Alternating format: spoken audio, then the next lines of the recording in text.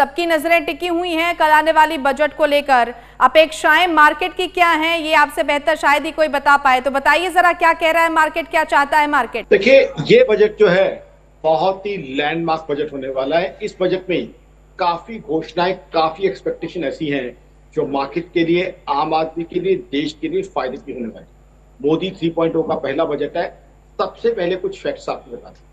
सरकार इस बार पहले के बजट के मुकाबले ज्यादा अच्छी बांटने की पोजीशन में। वो क्यों? आरबीआई की तरफ से सरकार को एक बहुत ही बड़ा डिविडेंड मिला है, 2.1 लाख करोड़। उसके अलावा टैक्स कलेक्शन की बात करें, tax collection has been wonderfully buoyant. GST collection की बात करें, अप्रैल 2024 में GST collection gross 2.1 lakh crore है। इनकम टैक्स की कलेक्शन भी अच्छी रही है। डेफिसिट भी कुछ हद तक उतना नहीं है जितना एक्सपेक्टेड था। डेफिसिट का मतलब दर्शकों को समझा दूं, डेफिसिट का मतलब सरकारी घाटा, सरकार की कमाई और खर्चे के बीच में जो फर्क। तो ऐसे में इस बार सरकार के पास कुछ साधन है कि सरकार लोगों को दे सकती है। देसी भाषा का इस्तेमाल करूं तो सरकार के पिटारे में इस बार लड्डू पेड़े हैं लोगों को देने के। तो इस बार लोगों को बहुत उम्मीदें हैं। उम्मीदें रखना डेमोक्रेसी में हर एक का हक है और मेरे हिसाब से बहुत सी उम्मीदें उनमें से पूरी होने की भी संभावना। मेरी ऑर्गेनाइजेशन आकाश.in का मानना है सबसे पहले तो इनकम टैक्स की बेसिक एग्जम्पशन लो, जिसे आम भाषा में स्लैब कह दिया जाता है, जिसका हर व्यक्ति को इंतजार होता है और आपके सारे व्यूअर्स सांस रोक के उसका इंतजार कर रहे होंगे। मेरे हिसाब से 1.5 लाख तक बेसिक एग्जम्पशन लिमिट में बढ़ोतरी होने की संभावना है। उसके बाद आ जाइए स्टैंडर्ड डिडक्शन। हर सैलरीड एम्प्लॉय के लिए स्टैंडर्ड डिडक्शन बहुत इंपॉर्टेंट होती है। स्टैंडर्ड डिडक्शन में 25,000 तक की एडिशनल मिलने की संभावना है, एग्जामिशन मिलने की संभावना है। महिलाओं के लिए, हमारी बहनों के लिए, उनको मोटिवेट करने के लिए, उनको इंकरेज करने के लिए कि ज्यादा से ज्यादा वो भी एम्प्लॉयज बने या एंटरप्रेन्योर बने, 50,000 तक की स्टैंड लोन एग्जामिशन मिलने की संभावना। अब आ जाइए दूसरी चीजों पे। अब इस सरकार का टारगेट है हाउसिंग फॉर एवरीवन, सबको घर देने का। तो हाउसिंग फॉर एवरीवन में हाउसिंग फाइनेंस आजकल इंपॉर्टेंट है। हम सब जानते हैं दिल्ली मुंबई में बहुत ज्यादा घर, majorly houses are purchase on finance. इसमें हाउसिंग फाइनेंस में दो तरह की बेनिफिट्स आम आदमी को मिलने की संभावना है। पहले आ जाता है इसमें प्रिंसिपल कंपोनेंट। प्रिंसिपल कंपोनेंट आता है सेक्शन 80C में, वहां 50,000 तक एडिशनल एग्जम्पशन मिलने की संभावना है। ये प्रिंसिपल रीपेमेंट की बात कर रहे हैं। उसके बाद आ जाता है इसमें interest component. Interest component section 24B, वहां भी 1 लाख का एडिशनल एग्जम्पशन मिलने की संभावना है।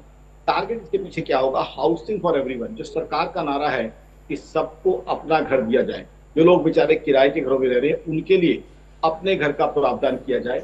खासकर हमारे जो गरीब भाई हैं या लोअर मिडिल क्लास में रहने वाले हमारे बहन भाई हैं, उनको अपने घर दिए जाए, क्योंकि सरकार का टारगेट है हाउसिंग फॉर। उसके बाद आ जाइए हेल्थ इंश्योरेंस। हेल्थ इंश्योरेंस आजकल बहुत बड़ी प्रायोरिटी बनी हुई है। हम सब जानते हैं बहुत सी बीमारियां ऐसी हैं आजकल जिनके इलाज में 25, 30, 35 लाख तक खर्चा हो रहा है। कोरोना में कितने शोध मैंने किए होंगे नेशनल चैनल पे, मैं भूल चुका हूँ इस चीज को लेके। तो ऐसे में हेल्थ इंश्योरेंस में एडिशनल एग्जम्पशन 15,000 का आने की संभावना है। उसके पीछे कारण क्या होगा? उससे क्या है कि लोगों का कवरेज बढ़ जाएगा और भगवान ना करे किसी को बड़ी बीमारी होती है तो उसका इलाज करने के लिए उसके पास सफिशिएंट जो है इंश्योरेंस कवरेज। उसके बाद आइए आप इंफ्रास्ट्रक्चर। इंफ्रास्ट्रक्चर के ऊपर मैसिव खर्च, मैसिव एलोकेशन होने की संभावना है। क्यों? क्योंकि ऑपोजिशन ने, अगर याद करें जनरल इलेक्शन, तो 2 इश्यूज उठाए थे। सबसे पहला अनएम्प्लॉयमेंट, दूसरा इन्फ्लेशन। तो सरकार का टारगेट होगा कि ऑपोजिशन की उन 2 चीजों को टैकल किया जाए। एक तो मैसिव लेवल पे एम्प्लॉयमेंट अपॉर्चुनिटीज दी जाए। ये बहुत इंपॉर्टेंट, बहुत महत्वपूर्ण बात आपने आकाश जी कही है, क्योंकि यही वो मसले हैं जिनको लेकर लोकसभा का ये चुनाव लड़ा गया। अपेक्षित परिणाम बीजेपी सरकार और खासतौर पर बीजेपी के लिए मैं कह रही हूँ, वो अपेक्षित परिणाम आए नहीं। बेरोजगारी का मुद्दा रहा हो, महिलाओं का मुद्दा रहा हो, युवाओं का मुद्दा रहा हो, और खासतौर पर आप रोजगार और मकान की बात कर रहे हैं, ये सुविधा जी काफी पहले से आई है, लेकिन ये कुछ ऐसे मसले रहे। खासतौर पर बेरोजगारी का जो मुद्दा है, ये ऐसा मुद्दा रहा जिसको विपक्ष भुनाने में कामयाब रहा इस बार, क्योंकि संख्या बढ़ी, सीटें बढ़ी। उसका मतलब ये था कि जो मुद्दे विपक्ष ने उठाए और जहां जहां पर सरकार का कोई फेल्योर रहा उसको विपक्ष ने भुनाया। ऐसे में इस बार बजट में इस तरह का प्रावधान बेरोजगारी को लेकर के ज्यादा होना चाहिए। उम्मीदें बहुत ज्यादा हैं और सरकार की प्राथमिकता भी यही होनी चाहिए। जी हाँ, बिल्कुल आपने सही कहा।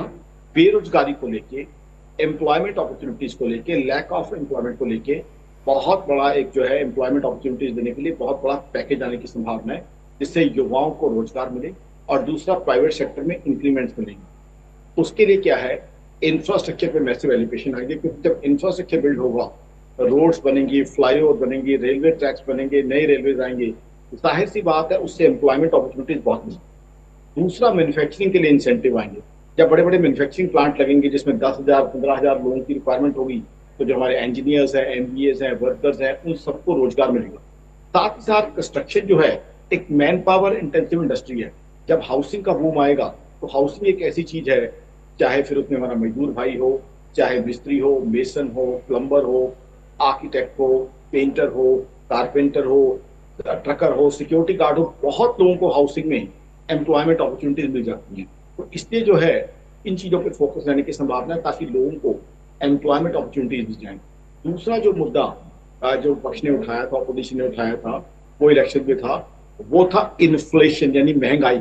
बिल्कुल। अब महंगाई को लेके भी जो है बहुत चीजें आने की संभावना है। सबसे पहले एक बहुत बढ़िया गिफ्ट आम आदमी के लिए आने की संभावना है, गृहिणियों के लिए, हमारी बहनों के लिए, किसान भाइयों के लिए, आम आदमी के लिए, वो है डीजल प्राइस।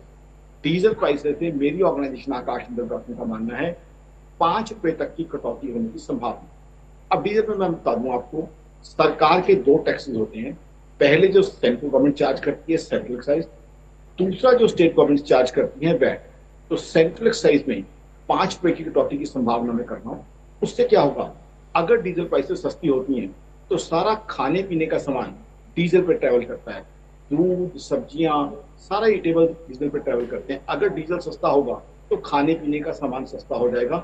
तो जो गृहिणियों को दिक्कत आती है कि उनके हाउस होल्ड बजट, क्योंकि सरकार अपना बजट तो बना रही है, उससे इंपॉर्टेंट है हर गृहिणी का बजट, वहां डेफिसिट नहीं आना चाहिए, तो उसका बजट ठीक हो जाएगा। दूसरा, जब डीजल प्राइसेस कम होंगी तो हमारे किसान भाइयों के लिए डीजल जो है बहुत वाइटल इनपुट है, उनकी लागत कम हो जाएगी। उनकी लागत कम हो जाएगी तो खेती प्रॉफिटेबल हो जाएगी। तो डीजल प्राइसेस अगर कम होती हैं उससे बहुत फायदा हो जाएगा। उसके बाद आ जाइए, एक बहुत बड़ा सेक्शन रह जाता है हिंदुस्तान में जिनकी बहुत जो है रिक्वायरमेंट्स है और सरकार की ड्यूटी है उनकी रिक्वायरमेंट्स को एड्रेस किया जाए, वो है हमारे किसान भाई। अब किसान भाइयों के लिए, हमारे अन्नदाताओं के लिए मैंने खुद इतने शो किए होंगे। हमारे किसान भाइयों को अपने घर बार छोड़ के सड़कों पे आके बैठना पड़ा। कुछ किसान भाई तो अभी तक सड़कों पे संघर्ष कर रहे हैं। सबसे पहले पीएम जो किसान सम्मान निधि, किसान सम्मान निधि के 6,000 से 12,000 होने की संभावना। उसके बाद आ जाता है interest free loan. Interest free loan में बड़ी आपको विचित्र स्थिति बताऊं, आज आकाश जिंदल ने दिल्ली में 5 करोड़ का फ्लैट लेना होता है तो उसको शायद बिना किसी इंटरेस्ट के 0 इंटरेस्ट पे लोन मिल जाता है, क्योंकि वहां शायद बिल्डर की सबवेंशन होती है। वहीं आकाश जिंदल ने 40 लाख की गाड़ी लेनी होती है तो उसको बिना इंटरेस्ट के लोन मिल जाता है, क्योंकि वहां शायद गाड़ी के मैन्युफैक्चरर की सबवेंशन होती है। लेकिन हमारा किसान, हमारा अन्नदाता जो आकाश जिंदल से कहीं ज्यादा रेलिवेंट है, आकाश जिंदल से कहीं ज्यादा इंपॉर्टेंट है इकोनॉमी के लिए, उसको जब खेती के लिए लोन लेना होता है तो मिलता है 12%, 15%, कई बार 18%। बिल्कुल। तो वहां मैंने सरकार से ये डिमांड रखी है कि इंटरेस्ट फ्री लोन उसके लिए प्रावधान किया जाए ताकि उसकी लागत सस्ती हो जाए। क्योंकि सरकार का टारगेट क्या है कि किसान भाइयों की इनकम बढ़ाना, किसानों की आय बढ़ाना। अब किसानों की आय बढ़ाने के लिए एक तरीका तो ये है जो हमारे किसान भाइयों ने कहा कि एमएसपी बढ़ा दी जाए। दूसरा तरीका ये है उनकी लागत कम कर दी जाए, उनकी इनपुट कॉस्ट को कम कर दिया जाए, उससे उनका प्रॉफिट बढ़ जाएगा। और किसानों का प्रॉफिट बढ़ना हमारी इकोनॉमी के लिए बहुत इंपॉर्टेंट है। बिल्कुल आकाश जी, आय और व्यय में संतुलन भी होना चाहिए और ये बहुत महत्वपूर्ण है, क्योंकि जिस तरीके से आपने महंगाई का जिक्र किया, बेसिक जो उनकी नीड्स है उस पर फोकस करना बहुत जरूरी है, क्योंकि बजट का एक हिस्सा तो आधी आबादी के लिए होना ही चाहिए। आधी आबादी यानी भारत की जो अर्थव्यवस्था है वो 60% निर्भर करती है खेती पर। अब भले ही आप किसान सम्मान निधि जैसी योजनाएं लागू कर दें, लेकिन वो सिर्फ सम्मान निधि है, ये किसानों के जीवन स्तर को उठाने में उतना बेहतर मदद नहीं करती जितनी बेहतर मदद उनकी हो पाएगी अगर उनके खर्च या उनका लागत या उनकी किसानी, कृषि, खेती, ये सब कुछ ठीक ठाक तरीके से चले। जी हाँ, देखिए इसमें क्या है, अगर डीजल प्राइसेस में कमी आ जाती है तो किसान भाइयों की लागत यानी इनपुट सस्ती हो जाएगी। अगर 0 इंटरेस्ट पे किसान भाइयों को पैसा मिलने लग जाता है, वहां उनकी लागत में कमी आ जाएगी। उसके अलावा किसान भाइयों को और क्या चाहिए, इंफ्रास्ट्रक्चर। जब हम इंफ्रास्ट्रक्चर की बात करते हैं तो मात्र ये हाईवेज या फ्लाईओवर या रेलवेज नहीं, किसान भाइयों के लिए स्टोरेज, किसान भाइयों के लिए वेयर हाउसेस। आपको मैं 10 साल पीछे लेके चलूंगा। 10 साल पीछे एक सिचुएशन आई थी, आलूओं की पैदावार इतनी हो गई थी, उनका रेट बहुत कम हो गया था और किसान भाइयों को आलू सड़क पे फेंकने पड़े। उससे 3 महीने बाद ही वही आलू हाउसवाइफ 25-26 रुपए में खरीद रही थी। अब क्या हुआ, कोल्ड स्टोरेज ने उस टाइम किसान भाइयों के आलू रखने से ना कर दिया। अगर हमारे पास वेयर हाउसिंग होती, वहां वो आलू रखे जाते, किसान भाइयों को अपने उत्पाद, अपनी मेहनत की कमाई का उचित मूल्य मिल जाता। हाउसवाइफ भी चाइल्ड रेट पे जो है उसको जो है ले पाती, कंज्यूम कर पाती। अभी क्या हुआ, ना तो किसान भाइयों को उनका उचित मूल्य मिल रहा, हाउसवाइफ को महंगे खरीदने पड़े, और बीच में फायदा किसने उठाया, बिचौलियों, इंटरमीडिएरीज नहीं। तो ऐसे में अगर हमारे पास वेयर हाउसिंग होगी, प्रॉपर लॉजिस्टिक्स होंगे, तो किसान भाइयों का जो उत्पाद है, जो खून पसीने से वो उत्पाद पैदा करते हैं, वो नष्ट नहीं होगा। क्योंकि हमने एक तरफ तो जैसे आपने राइटली कहा लागत कम कर दी, दूसरी तरफ उनका जो उत्पाद है उसको प्रोटेक्ट भी करना है। तीसरा हमने देखा है बहुत बार बारिशों में, फॉग में किसान भाइयों का प्रोडक्ट जो है मंडी तक पहुंच नहीं पाता। उसके लिए अगर इंफ्रास्ट्रक्चर सही होगा तो उनका प्रोडक्ट जो है मंडी तक टाइमली पहुंचेगा, और उसके बाद है उनको जो है एक्चुअल मार्केट्स के रेट जो है मुहैया कराना, ताकि उनको अपनी फसल की एक्चुअल वैल्यू मिल सके। चौथी चीज जो हो सकती है, जो सरकार को करना चाहिए, और मुझे जो संभावना है फॉरवर्ड इंटीग्रेशन खेती की। फॉरवर्ड इंटीग्रेशन कैसे, जैसे एक किसान भाई का खेत है, वहां फल पैदा हो रहे हैं, साथ ही साथ किसान भाई को मोटिवेट किया जाए कि वो अपने बेटे या भाई को वहां लगाएं, कि उन फलों की आगे वैल्यू एडिशन यानी फ्रूट जूस की फैक्ट्री लगाएं। अब वो फ्रूट जूस की फैक्ट्री लगेगी, उसमें सरकार सब्सिडी दे, सरकार उनकी सहायता करे। उससे क्या होगा, कल को वो चीज एक्सपोर्ट हो सकती है, तो उसमें वैल्यू एडिशन हो जाएगी। अगर उन्हें वो फ्रूट 30 रुपए किलो बेचना था, जूस बिकेगा जाके 70 रुपए किलो, तो उनकी कमाई बढ़ जाएगी। टारगेट क्या है कि किसान भाइयों की इनकम बढ़े। साथ ही साथ अगर वो प्रोसेस्ड फूड जूस जहां से जाएंगे, तो उससे क्या होगा, हमारी एक्सपोर्ट इनकम बढ़ जाएगी और फॉरेस्ट कमाया जाएगा। तो कुछ इनोवेटिव आइडियाज हमें लाने हैं जिससे किसान भाइयों की इनकम बढ़ाई जा सके। एमएसपी इकलौता तरीका नहीं है किसान भाइयों की इनकम बढ़ाने का। किसान भाइयों का हक है कि उनकी इनकम बढ़े। सरकार की और समाज की ड्यूटी है कि किसान भाइयों की सेवा की जाए, उनकी इनकम बढ़े। बट उसके लिए innovative out of the box ideas लाते हैं, जिससे किसान भाइयों की लागत कम हो, उनका उत्पाद सुरक्षित रहे, साथ ही साथ उनको उनके उत्पाद की ज्यादा वैल्यू हम दिला सकें। उसके अलावा सीड्स और फर्टिलाइजर्स वो उनको सस्ते दिलाए जाए, उससे भी उनकी लागत कम होगी। तो एक कॉम्प्रिहेंसिव प्रोग्राम आना चाहिए किसान भाइयों के लिए, ताकि ओवरऑल उनकी इनकम बढ़े। तभी जो है इंडिया, जो आज की तारीख में हम 5th लार्जेस्ट इकोनॉमी है, हम आज की तारीख में एक टारगेट लेके चल रहे हैं। हमारे प्रधानमंत्री साहब ने एक टारगेट दिया हुआ है 3rd बिगेस्ट इकोनॉमी का। अगर किसान हमारा फाइनेंशियली इंपावर होगा, तभी जाके हम 3rd बिगेस्ट इकोनॉमी जल्दी बन पाएंगे। बिल्कुल आकाश जी, और अभी भी इसके लिए रूट लेवल के हिसाब से काम करना पड़ेगा। चीजें इंफ्रास्ट्रक्चर बेहतर हो रहा है, दिनों दिन बेहतर हो रहा है, और होना भी चाहिए, लेकिन रूट लेवल पर दूसरी बड़ी बात यह है महिलाओं को लेकर। 2012 और 13 के पहले हम देखते थे, आकाश जी आप तो लंबे समय से जुड़े हैं, आपने देखा होगा कि महिलाओं को पहले कर में राहत दी जाती थी। महिला जो टैक्स पेयर है उनको काफी राहत मिलती थी। 2012-13 के बाद से सुविधा बंद हो गई।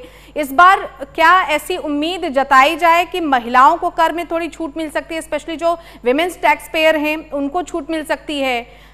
वित्त मंत्री निर्मला सीतारमण खुद एक महिला हैं, हालांकि प्याज के दाम को लेकर भले ही वो कुछ भी कहें, लेकिन कम से कम इतना प्रावधान महिलाओं को होना चाहिए। सिर्फ रसोई ही क्यों, जो कामकाजी महिलाएं हैं उनको भी टैक्स में थोड़ी छूट मिलनी चाहिए।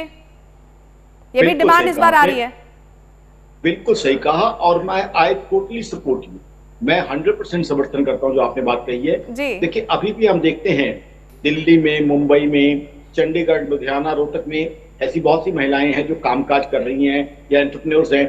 बट बेसिकली हमारे गांव देहात में बहुत कम बेटियां, बहुत कम बहनें हैं जो कामकाज कर रही हैं उस तरीके से, उनकी उतनी इनकम है। तो उनको हमें मोटिवेट करना है, उनको एनकरेज करना है, हमें उनको पढ़ा लिखा के अगर उनके लिए स्टैंड अलोन एग्जम्पशन लिमिट जो है 50,000 और आ जाती है, जिसकी मुझे संभावना लगती है, तो उससे नारी शक्ति, जो नारी वंदना, नारी को जो है हमारी बहनों की तरक्की वो हो जाएगी। क्योंकि हमें मोटिवेट करना है छोटे शहर में। दिल्ली में आपको बहुत सी महिलाएं हैं, मेरे अपने फील्ड में बहुत सी महिलाओं से मेरी मुलाकात होती है जो 60 लाख 80 लाख का पैकेज, 1 करोड़ का पैकेज दे रही है। बहुत खुशी होती है उनसे मिलके।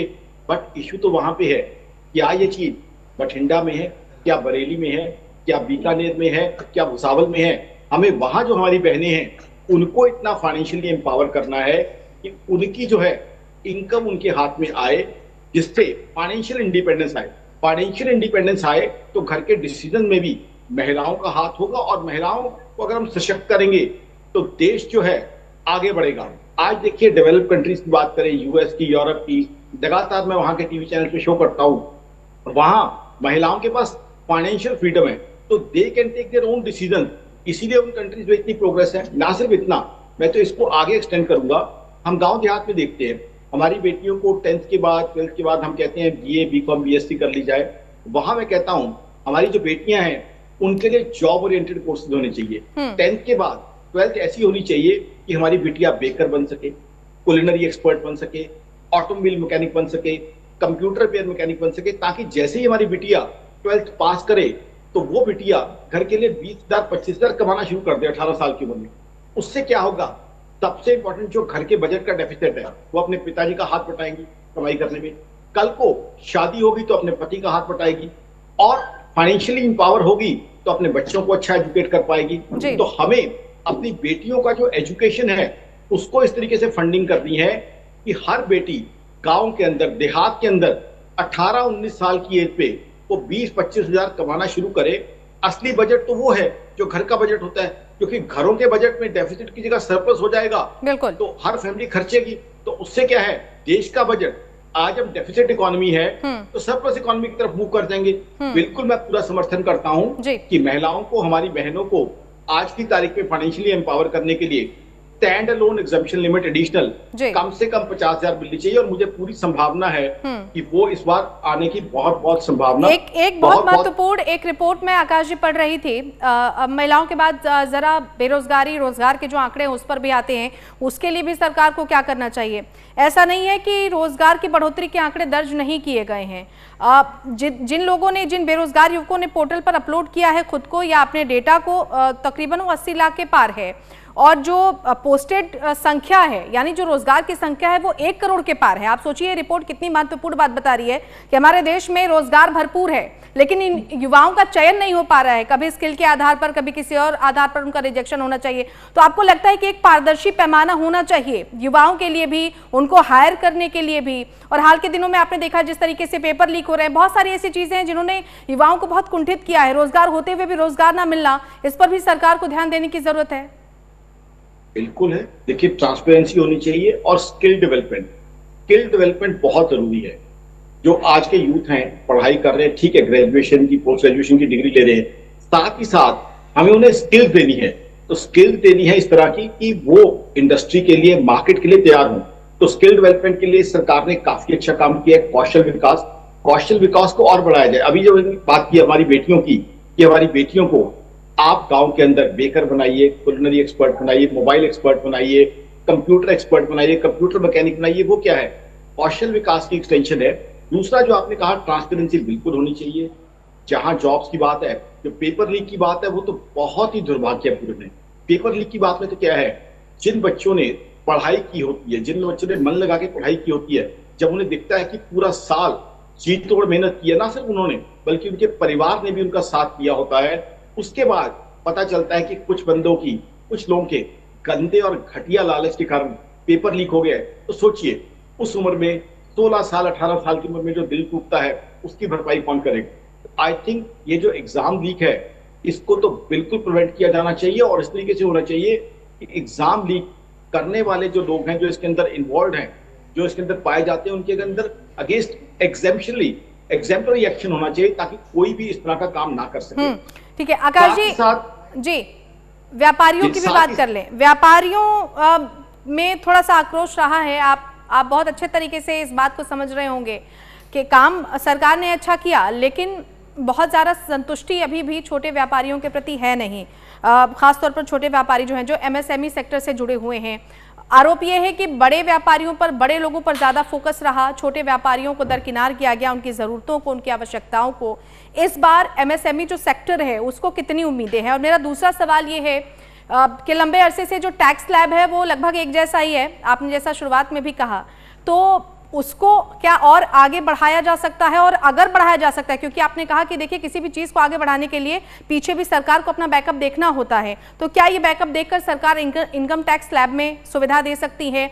एमएसएमई सेक्टर के लिए सरकार और क्या कर सकती है और क्या करना चाहिए? सबसे पहले मैं आऊंगा एमएसएमई पे। जी, एमएसएमई की बात करें, बिल्कुल मेरा मानना है कि एमएसएमई सेक्टर ऐसा है जिनको बहुत से कंसेशन की उम्मीद है, और एमएसएमई को वो कंसेशन मिलने भी चाहिए, उनका हक है, बिकॉज वो हिंदुस्तान की इकोनॉमी की बैकबोन है। हिंदुस्तान की इकोनॉमी के लिए एक बेस एमएसएमई सेक्टर है, उनको कई तरह के कंसेशन मिलने चाहिए, उनको अपने आप को ऑटोमेशन करने के लिए, उनको अपने आप को टैलेंटेड बनाने के लिए, ऑटोमेशन लाने के लिए, इक्विपमेंट्स लाने के लिए, क्योंकि हो क्या रहा है, बड़े बड़े स्टोर आ रहे हैं, बड़ी बड़ी कंपनीज आ रही हैं, तो जो हमारे एमएसएमई है, छोटा कारखानेदार जो मंडी के अंदर है, 20-25 लोगों को रोजगार देता है, वो बहुत इंपॉर्टेंट है, he is the backbone of our economy. Definitely उसको प्रोटेक्शन, उसको प्रमोशन, उसको एनकरेजमेंट मिलना चाहिए। अब आ जाइए personal income tax. Personal income tax, I expect too much from the government. I expect a lot of things from the government. Firstly, as I have told you, personal income tax exemption limit 1,50,000 is the additional exemption which I am expecting this time.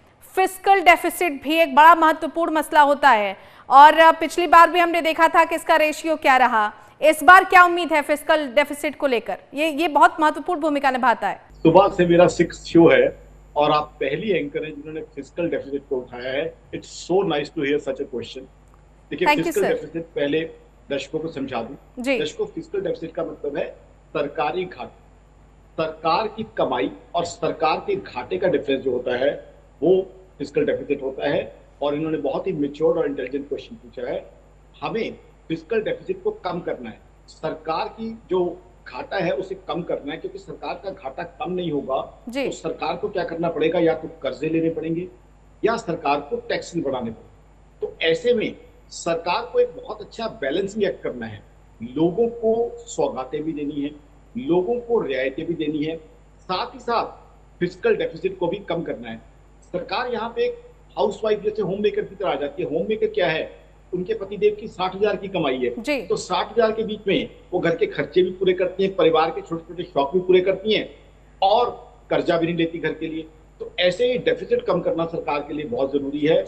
तो fiscal prudence बहुत जरूरी है। Target ये होना चाहिए हिंदुस्तान जैसे देश में कि 3% से कम फिस्कल डेफिसिट हो, और उसी तरफ हम बढ़ रहे हैं।